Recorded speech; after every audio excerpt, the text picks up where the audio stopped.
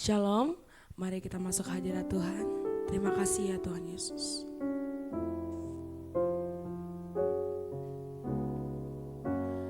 Bapa, kau mendengar seruan hatiku, tak pernah kau lepaskan dari kasih-Mu. Lewat lembah kelam, kau temani aku. Roh-Mu bekerja selalu untuk kebaikanku, mengalir kuasa dari tempat maha tinggi. Bapa kekal mulia, kau hadir di sini, memulihkan hati, menyembuhkan yang terluka. Ku kan tenang bersama-Mu, Bapa. Mengalir kuasa dari tempat maha tinggi. Bapa kekal mulia, kau hadir di sini, memulihkan hati, menyembuhkan yang terluka. Ku kan tenang bersama-Mu, Bapa. Kami akan tenang bersama-Mu Tuhan. Terima kasih untuk penyerta-Mu yang begitu sempurna bagi kami. Saat ini kami mau mendengarkan suara-Mu ya Bapa, melalui renungan kami pada hari ini. Kiranya Engkau menjamah hati kami, ajar kami mengerti ya Tuhan apa yang menjadi isi hati-Mu bagi kami. Dalam nama Tuhan Yesus, haleluya. Shalom Bapak Ibu Saudara-saudari, kita berjumpa lagi pada Perenungan Intim dengan Allah. Pada hari ini hari Sabtu tanggal 11 November 2023. Kita akan merenungkan sebagian daripada firman Tuhan yang bertemakan tabah di tengah aniaya. Saya harap Bapak Ibu Saudara-saudari dapat membacanya terlebih dahulu dalam kitab Matius pasal 27 dan Markus pasal 15. Kata dianiaya dalam bahasa Yunaninya yaitu dioko, yang berarti mengusir atau menghalau. Kata lainnya adalah mengejar dengan permusuhan. Ketika kita mulai menghidupi nilai-nilai dan tujuan Tuhan, nilai-nilai dunia akan diruntuhkan oleh nilai-nilai kita dan mereka ingin memburu atau mengusir kita dengan permusuhan. Orang Kristen zaman gereja mula-mula memahami hal ini dengan sangat baik, sebab mereka itu dikejar-kejar layaknya seperti binatang dan teraniaya. Siapa yang ingin dianiaya? Kita tidak bisa melihat kebahagiaan dalam penganiayaan. Tak seorang pun ingin difitnah atau dianiaya. Semua dari kita menginginkan itikat baik dari orang-orang di sekitar kita. Dan sukar sekali melihat berkat apa saja yang tersedia apabila kita dimusuhi oleh orang lain. Kalau kita perhatikan, menjadi orang Kristen seharusnya menimbulkan kekaguman dan pengakuan mereka di sekeliling kita. Orang Kristen biasanya menjalankan kehidupannya dengan keramahan, kejujuran, dan tidak mementingkan diri sendiri. Orang seperti ini seharusnya diberkati, bukan dicaci, tetapi kenyataannya bukan demikian keadaannya. Mengapa Yesus waktu khotbah di bukit berkata, "Berbahagialah orang yang dianiaya oleh sebab kebenaran"? Ini pertanyaan yang sudah lama dan sering dipertanyakan oleh orang-orang.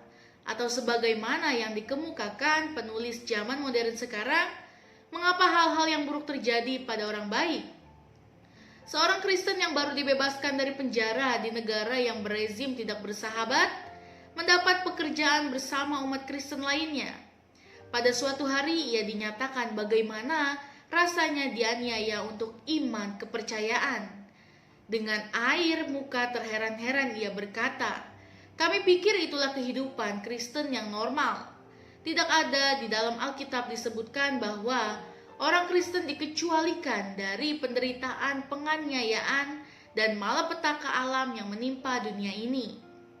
Tetapi Alkitab mengajarkan bahwa umat Kristen bisa menghadapi penganiayaan, krisis, malapetaka, dan penderitaan pribadi dengan kekuatan supranatural yang tidak ada pada orang-orang berada di luar Kristus.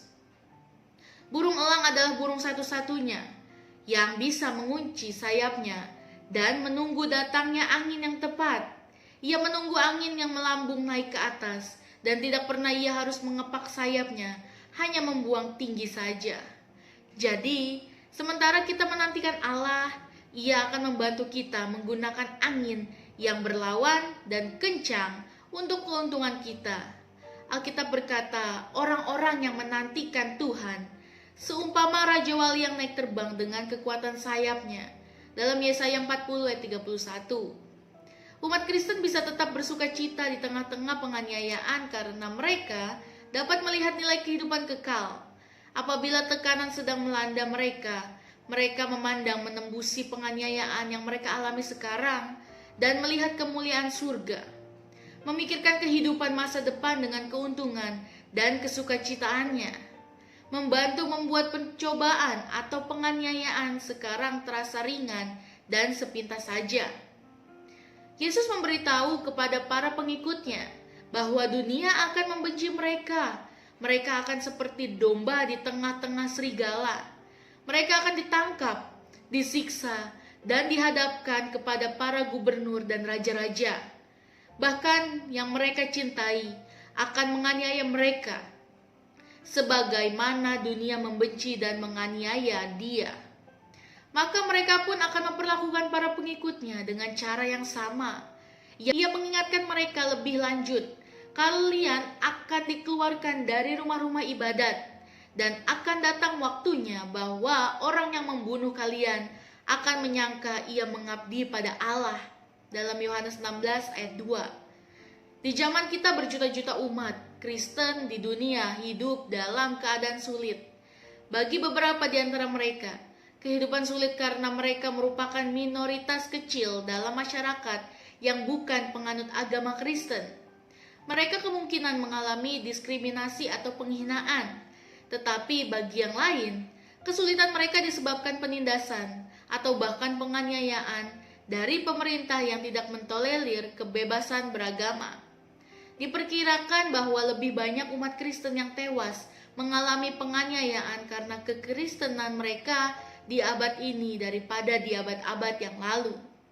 Di daratan Cina, misalnya beribu-ribu umat Kristen dibunuh dan gereja mereka dihancurkan atau dirampok di masa revolusi kebudayaan.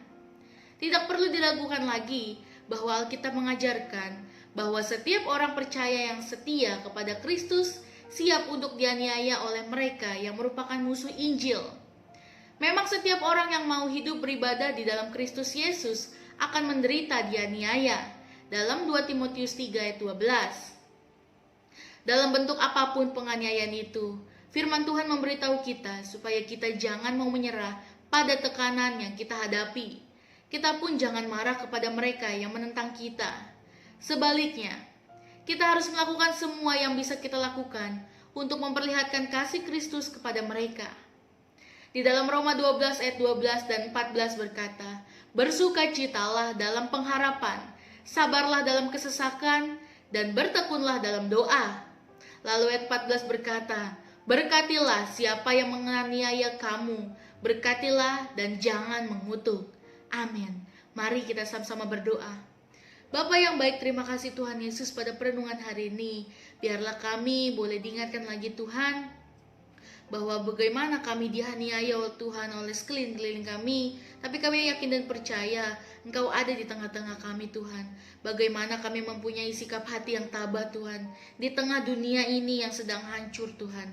Terima kasih Tuhan Yesus pada perenungan ini. Biarlah kami boleh lagi lebih heran pada mukjizat yang telah Engkau berikan Tuhan. Terima kasih Tuhan Yesus, dalam nama Tuhan Yesus, haleluya, amin.